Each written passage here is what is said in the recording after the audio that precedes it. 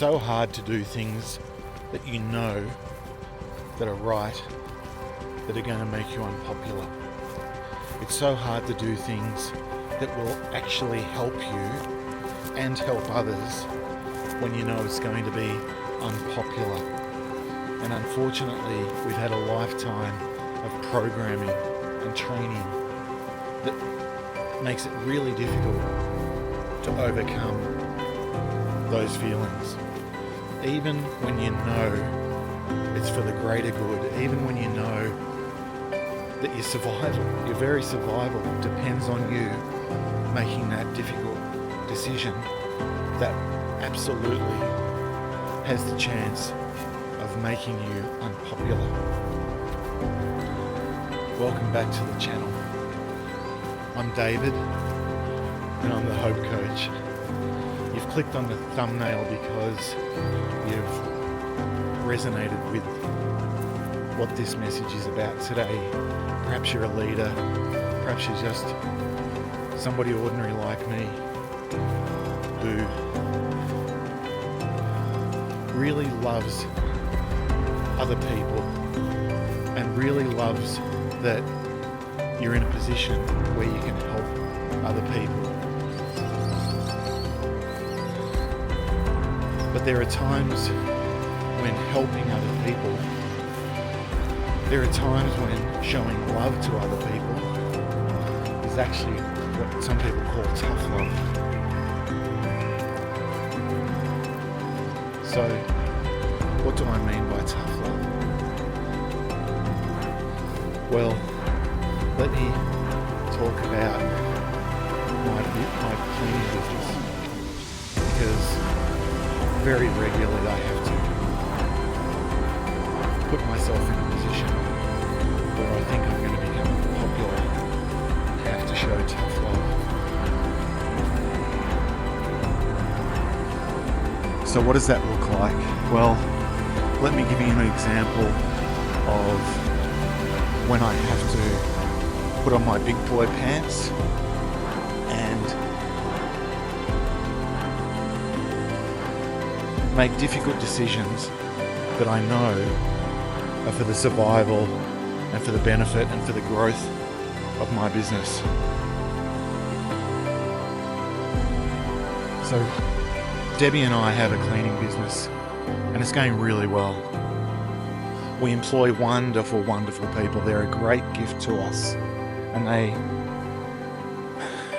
work beautifully. They get hundreds of 5-star reviews for us. They earn us a really good income, and in turn we pay them a really good income. And it's very physical work, and I'm mindful of that because for the first 2.5 years I was doing all the work myself, and it was brutal on my body. I'd go home every day spent. So we're very conscious of not doing the same thing to our guys.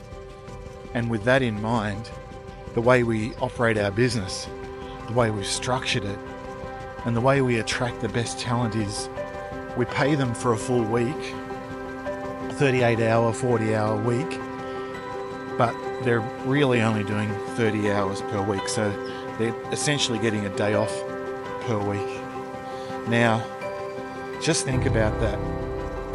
You've got a job where you're getting paid a full-time wage, but you're only working really part-time. I think that's a pretty good deal. Now, they've also got the flexibility because they're family people, their fathers, their husbands, their sons, their uncles, and they've got busy church life, busy parental life. They have it asked me that I make work a possibility where they can drop their children off in the morning to school and pick them up in the afternoon. And that's, for me, that is a beautiful gift that Debbie and I can give them. However, there are times when the business needs mean that they will need to work longer, and we've spoken about this and they've agreed to it, that when the work is there and needs to be completed, then the expectation is that they will stay until the work is completed and make arrangements otherwise. Another example where they might have a medical appointment for their child. I will say absolutely take the child for the medical appointment. Good girl. Okay, so a really flexible start when you want, finish when you want, but get the work done structure. And 30 hours per week, approximately. Now, over the last 6 weeks, I've been feeling as if I've been taken for a bit of a ride, and that could be just my feeling, but I've had probably 7 or 8 times where the guys have made appointments during the middle of the day, for example, a dental appointment, and asked for the whole day off. And initially, I was saying yes. But it got to the point where during the busiest time of the year, they were doing this regularly. And I had to start saying, guys, we're at the busy time of the year. Can you make other arrangements? Can you have the dental appointment before work or after work or on a Saturday when they're not working? And for me to have the courage to say that, given that we've based our business on generosity and love towards our workers, it was really difficult for me to do.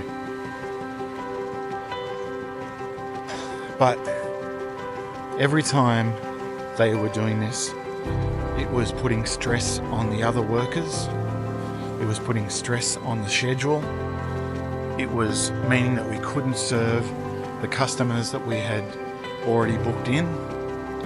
And quite literally, if a worker is off for a day, each worker is generating me about $1,500.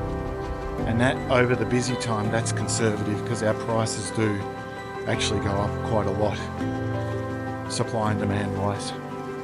So with that in mind, I really had to be courageous and risk being unpopular by making a tough decision. But it was for the benefit. And this is how I mapped it out in my mind, that if I didn't do it, I would make the other workers angry. I would make it harder on them because they had to pick up the slack. I would risk the reputation of the business. I would reduce the cash flow of the business, meaning that I couldn't bless my workers more. So there were a lot of flow-on effects which were very negative to the business. And so I really had to be courageous and deal with it. And I did. Now, here are the outcomes from being courageous. I did alienate a couple of the people. They left. They quit. They didn't even tell me. They quit. And that was hurtful. I remember the day that I realised that they weren't going to come to work. No message, no text, just gone. I had to jump on the tools, make quite a few phone calls to adjust the schedule, to let clients know we'd be later or not coming that day when we said we would. And I had to do the work with a damaged heart. You see, when you do something that's unpopular, it's hurtful, even if it's for the right reasons. But I did it, and I sat down that night and I spoke to Debbie about it, and she was brilliant. And she said a couple of things. The first was, they'll be back. The second was, it's their loss. You see, we had built up a culture in the business where